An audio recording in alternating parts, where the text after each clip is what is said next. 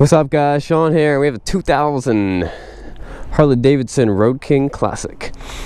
This is a really cool bike. This is the second one I've had just like it. This one looks really good. Check out the detailed walk around video to see exactly everything about it. This is the test drive video. We're gonna see how it runs, and it fires up really good. So I'm pretty sure it's gonna run just as good. This bike has low miles at 24,000 miles. Just making sure the camera was running.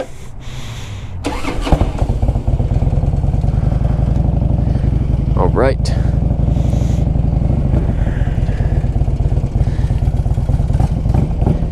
I'm excited to ride this thing. I love Road Kings. I like that style. I like how these handlebars are pulling back, and they're like, you know, the handlebars are real close to my knees. Just something about it. I feel like I'm sitting on top of the bike. I'm not inside the bike. It's like the beach cruiser handlebar type of feeling.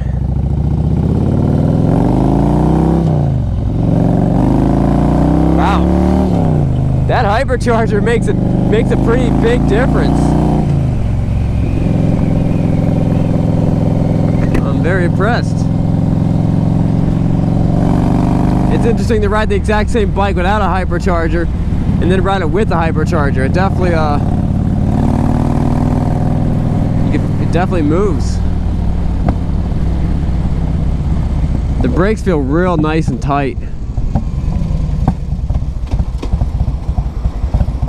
Tight brakes are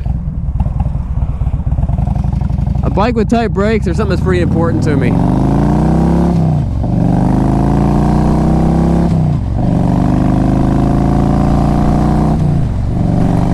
This thing has a really good sound to it. I've always liked the simplicity of the Road King.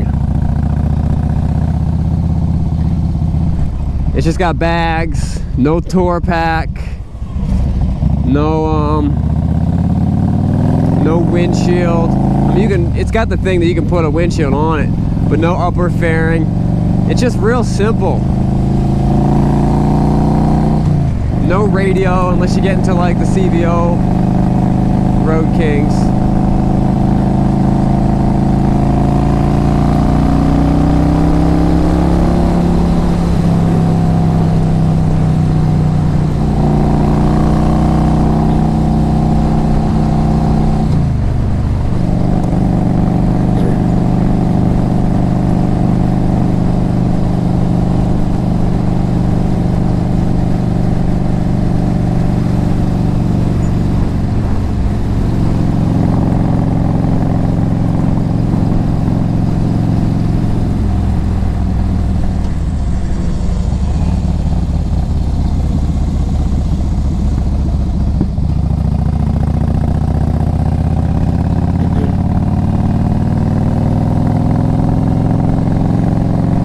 Definitely a nice bike.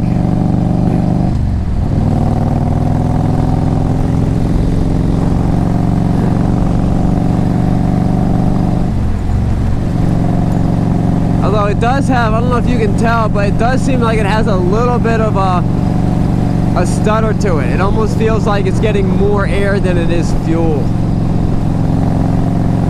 Not everybody would notice it, but I can definitely notice it. It might be that this hypercharger might need to be tweaked a little bit. Although it does have this bike also has a power commander. When we had that inside and the battery cover off, it does have a power commander hooked up to it. And also it might just be that it was a little cold, and once it warms up that might just go away, but it was very minor.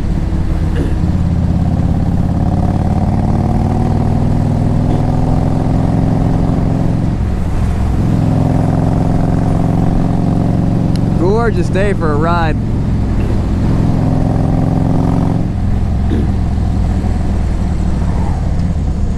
Guys, I shipped The last one of these bikes I had, and it was just like it too. It's black, same color, same miles, were in the 20,000s, and it sold in 3 days. It sold really, really fast, and I would imagine that this one's going to sell fast too.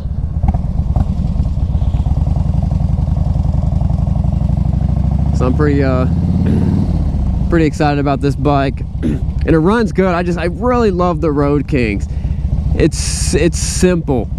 It's just you and your bike. You're not listening to music. You know, these big old fairings and stuff, and it's such a cool classic look.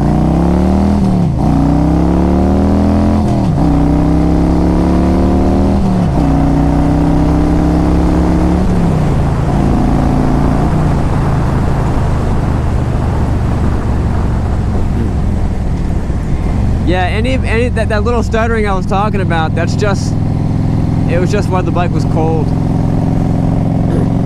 And that was only for the first like couple minutes. Now the thing feels perfect.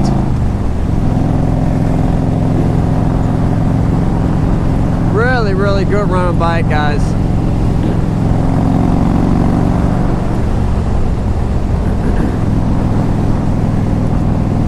So I do 2 videos for every bike. I do a test drive video just like this, just to show you guys what it's like to ride the bike. You know, bang through all the gears and show you what it sounds like. Show you how cool you might look if you were riding the bike yourself. And this is what you'd be looking at if you were riding this bike. I love this. I love the Road King look. I love this even more. Look at this. Beautiful. Lancaster County, Pennsylvania. Guys, most of my bikes get shipped all over the country. If you bought this bike, you'd be me riding this bike. Throwing that sucker in the corners, accelerating hard out of the corner. Guys, definitely a cool bike. It's most likely going to go someplace out of Pennsylvania. But who knows? I'm not discriminating against Pennsylvania buyers. It's got a lot of power. That hypercharger really makes a difference, and that power commander. It really is a lot of fun to ride. And for the money, guys, it's going to be hard to beat this price.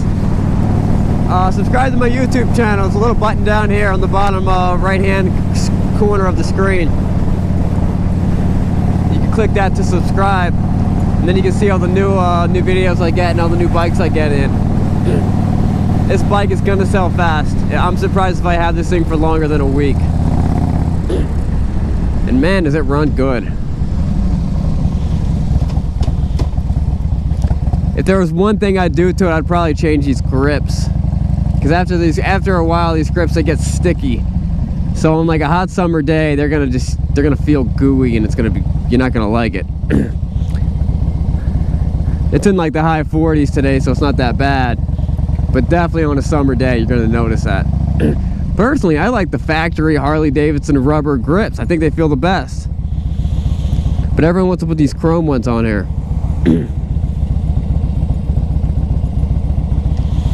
It's got that nice Harley rumble.